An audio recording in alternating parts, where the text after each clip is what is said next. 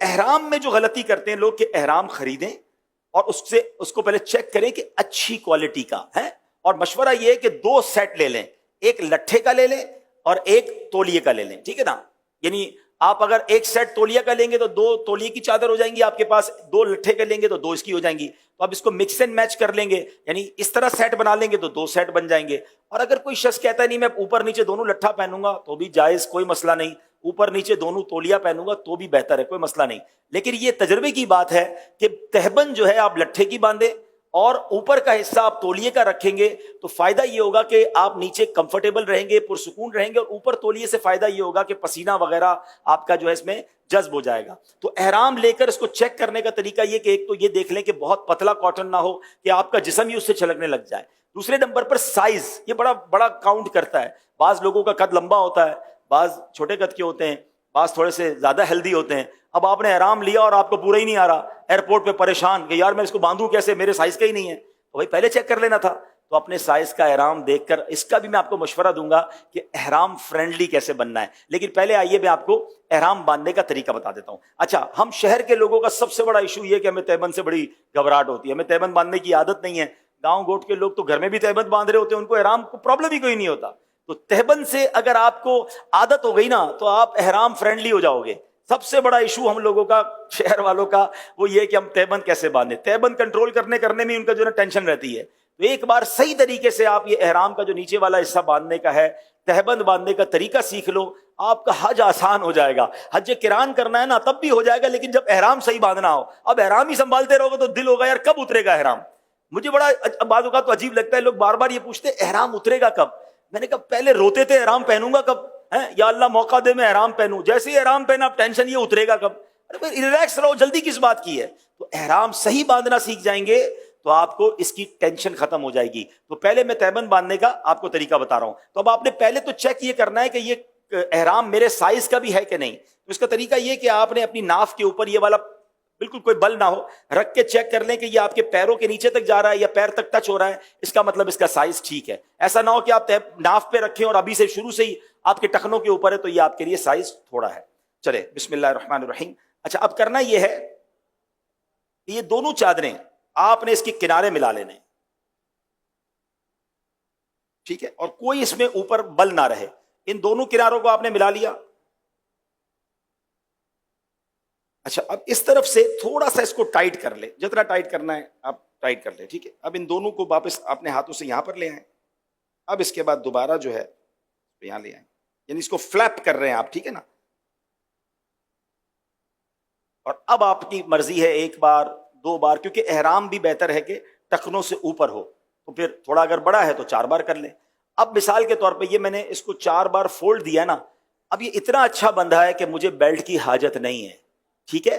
اچھا، ایک اور غلطی جو حاجی کر جاتے ہیں یا غلطی عمرہ کرنے والے کر جاتے ہیں، ابھی چونکہ میں تربیت کر رہا ہوں تو میں نے کپڑے پہنے ہوئے ہیں، ٹھیک ہے نا، لیکن جب آپ احرام پہنیں گے تو جسم پر اور کوئی کپڑا نہیں ہوگا، کوئی انڈر گارمنٹ کچھ بھی آپ نہیں پہنیں گے، ٹھیک ہے۔ مرد جب احرام پہنے گا تو اس کے جسم پر بے سلی چادریں ہی ہوں گی، سر پر ٹوپی امامہ بھی نہیں ہوگا، یہ خیال رکھنا ہے، ٹھیک ہے۔ تو اب آپ نے جب یہ احرام پہنا نا تو اب ظاہر ہے اس کے نیچے تو کچھ بھی نہیں پہنا ہے، تو اب یہ جو فلیپنگ کی ہم نے، اس کو گھما کے جس طرح بنایا ہے نا، اس کا فائدہ یہ کہ اگر ہوا بھی آئی نا تیز تو یہ اگر اڑی بھی چادر تو آپ کی ستر، آپ کا جو جسم ہے وہ چھپا رہے گا، بے پردگی نہیں ہوگی۔ تو ہم نے احرام جب اس طرح باندھتے تو اس سے ایک تو چلنے میں بڑی آسانی رہتی ہے، دوسرا پردہ بھی رہتا ہے، تیسرا یہ کنٹرول بھی رہتا ہے۔ اچھا، یہ میں نے سکھایا نا تو آپ مجھے شاید 50 سیکنڈ لگ گئے ہوں گے، 1 منٹ لگ گیا ہوگا، لیکن اگر میں خود باندھوں یا آپ کی پریکٹس ہو جائے گی تو 30 سیکنڈ میں بھی ہو جائے گا، پتہ بھی نہیں چلے گا، آپ کی عادت ایسی بن جائے گی کہ آپ بالکل آسانی سے باندھ لیں گے۔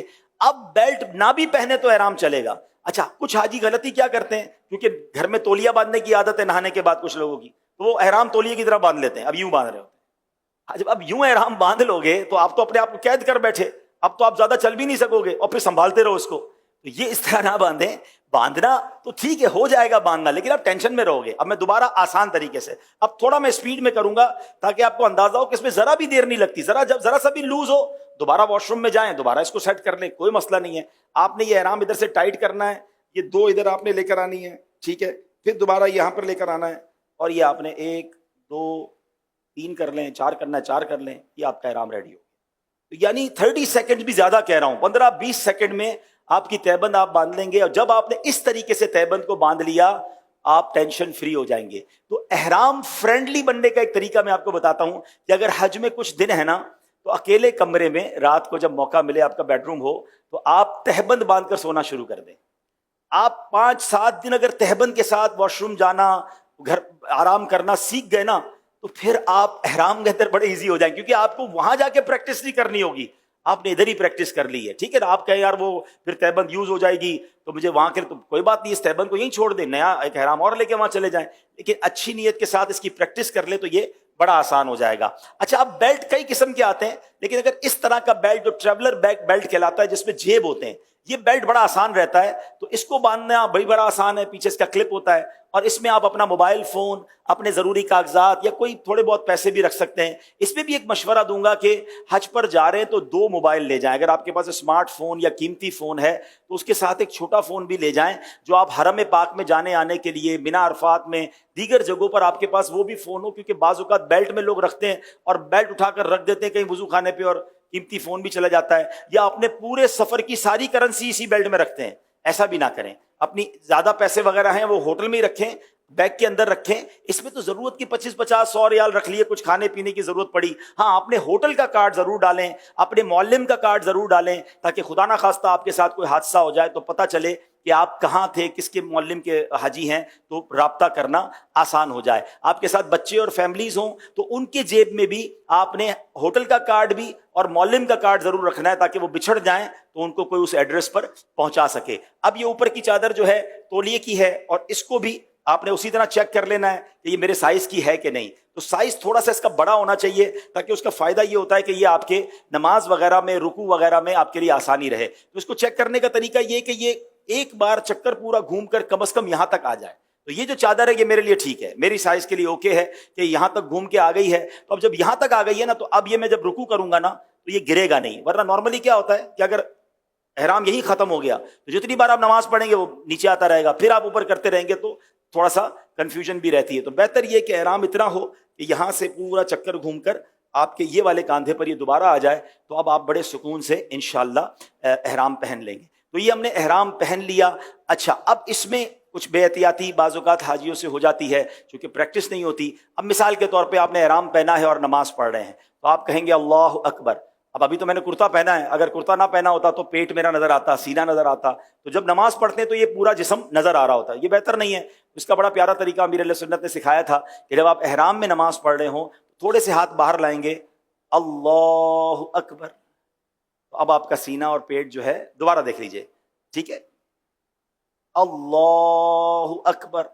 انشاءاللہ سینہ اور پیٹ جو ہے آپ کا یہ ڈھکا رہے گا. اور میں آپ کو صحیح بتاؤں، ابھی تو احرام پہنا ہے سکھانے کے لیے یا سیکھنے کے لیے، مگر جب احرام واقعی انسان پہنتا ہے، جب اس کے جسم پہ اور کوئی لباس نہیں ہوتا، اور احرام میں ایکچولی ایک میسج بھی ہے، ایک وقت آئے گا میرے سارے کپڑے اتار کر مجھے کفن پہنا دیا جائے گا.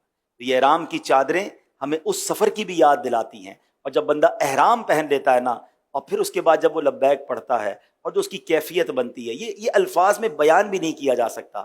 ہم اللہ کریم سے دعا کرتے ہیں کہ ہمیں حقیقی معنوں میں احرام پہننا، لبیک پڑھنا اور اپنے در کی حاضری نصیب فرمائے. کون کفن لپیٹے چلا گے الفت کے راستے پر، فرشتے حیران سے سک رہے ہیں، یہ کون سی ہے تیرا آیا زہ مقدر، حضور حق سے سلام